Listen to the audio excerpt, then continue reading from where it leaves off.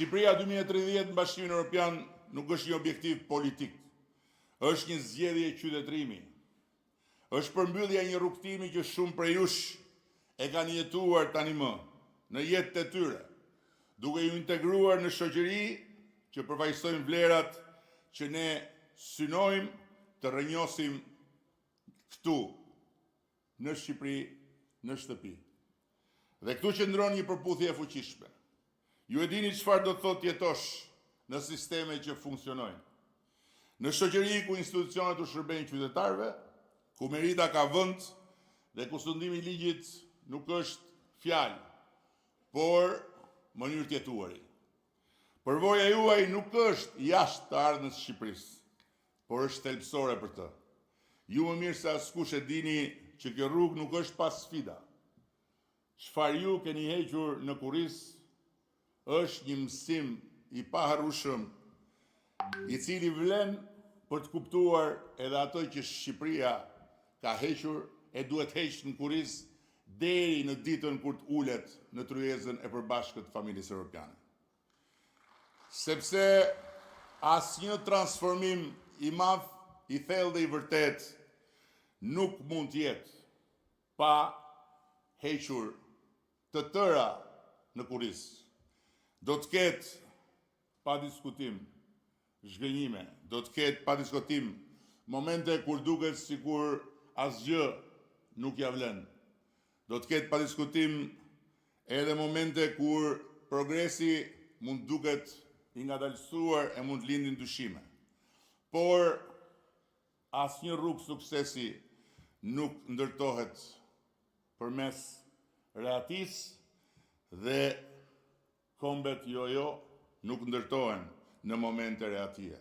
Ato ndërtohen në tensionin mes asaj që ishte dhe asaj që duhet jetë. Por e bukura sot është ajo që Shqipëria mund të jetë, nuk është më një ëndër e largët, por është një rrugë e hapur, një rrugë e dukshme, një rrugë e prekshme mundësish për të gjithë. Ndër shumë gjëra që mund të sidhja këtu në të samit, zgjolla të sjell një gjest, një akt, një vendim të qeverisë shqiptare që mua më duket se ka brenda përveç konkretësisë vetë edhe një simbolik. Paketën e maleve për të gjithë ata që e kanë lënë tokën e tyre në mal për të kërkuar një jetë më të mirë jashtë Shqipërisë. Malet kanë qenë gjithnjë larg jetës dhe larg zhvillimeve të këtij vendi. Malet kanë qenë gjithnjë vendi ku shqiptarët janë tërhequr për të mbrojtur, për t'u fshehur atyre që i kërkonin për t'i marrë rob e për t'i asimiluar. Por sot ka ardhur dita e bekuar, kur malet mund të bëhen edhe ato pjesë e burimeve të mirëqenies shqiptarëve. Sepse sot, për herë të parë në historinë tonë, ne kemi dy gjëra që deri jo shumë vite më parë nuk i kishim. Kemi Shqipërinë e besuar nga bota dhe shqiptarët e botës me besimin tek Shqipëria.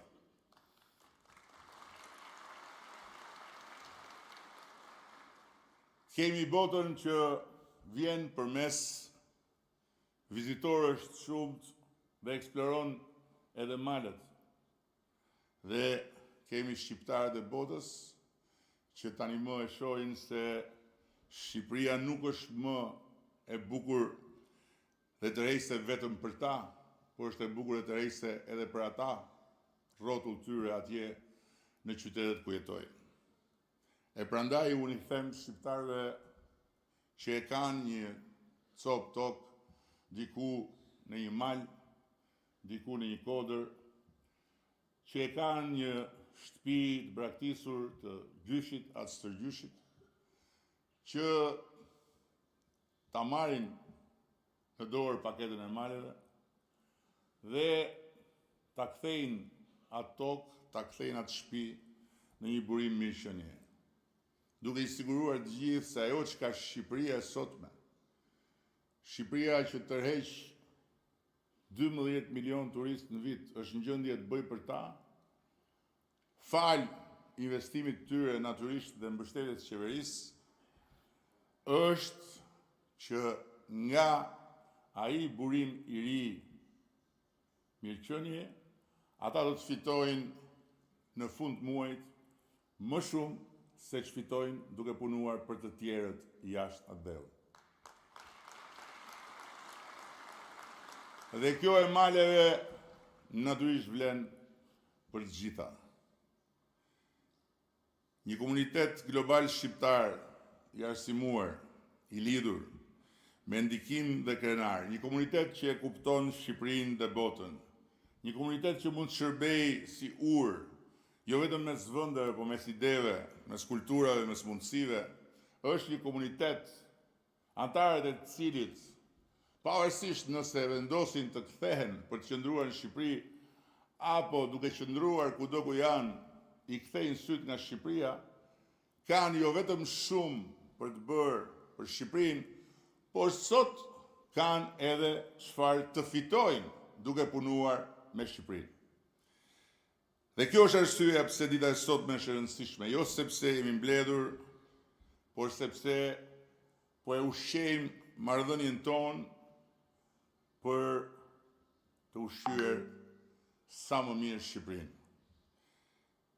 Nga distanca në afërsi, nga kujtesa në angazhim, nga ndjenjat në strategji. Dhe le të jemi të qartë, e ardhmja e Shqipërisë nuk shkruhet vetëm në Tiranë, ajo shkruhet edhe në Rom, në Athinë, në Londër, në New York, në Berlin, në Zyri, në çdo vend ku shqiptarët jetojnë, punojnë dhe ëndërrojnë.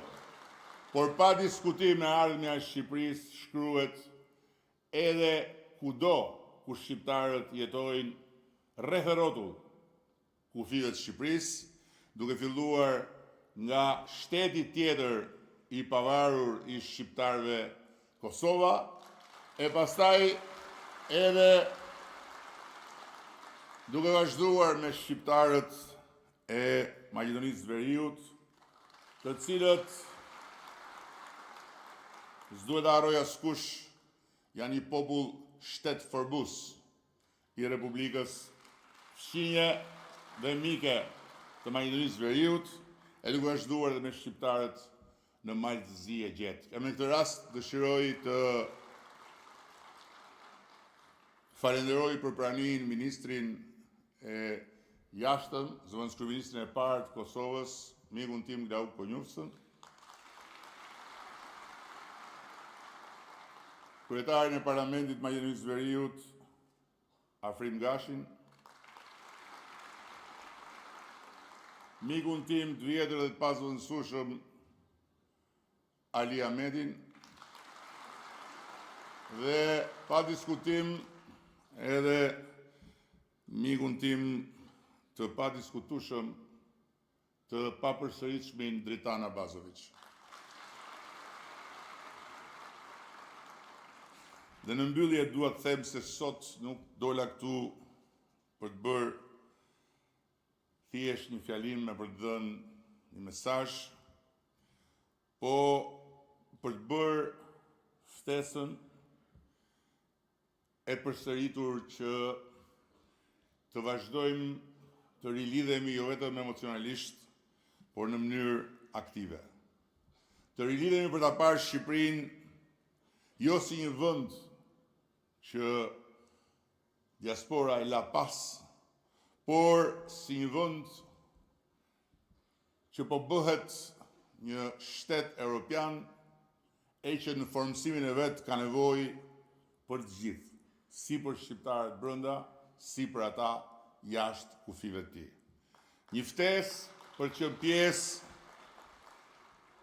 e pikërisht një projekti të madh kombëtar, i cili është më i madh se çdo qeveri, është më i madh se çdo cikël politik, është më i madh se çdo brez i vetëm, sepse është i madh sa amaneti i të gjithë atyre që nga Gjergj Kastrioti tek Ismail Qemali e me radhë tek heronjt martirët, dëshmorët, shqiptarë në të gjitha trojet ku shqiptarët jetojnë, lindin fëmijë dhe projektojnë të ardhmen, një amanet që e kërkon Shqipërinë dhe kombin shqiptar me patjetër në tryezën e përbashkët të asaj familje ku më në fund ne po bëhemi gati të jemi pjesë e pandarë.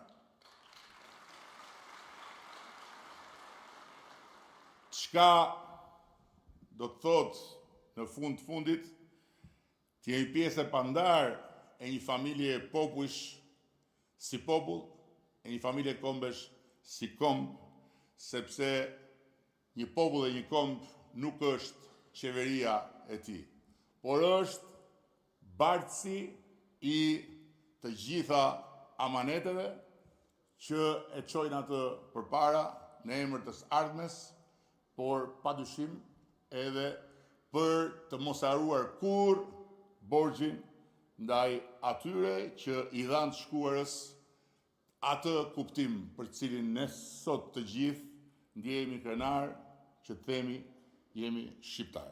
Shumë faleminderit.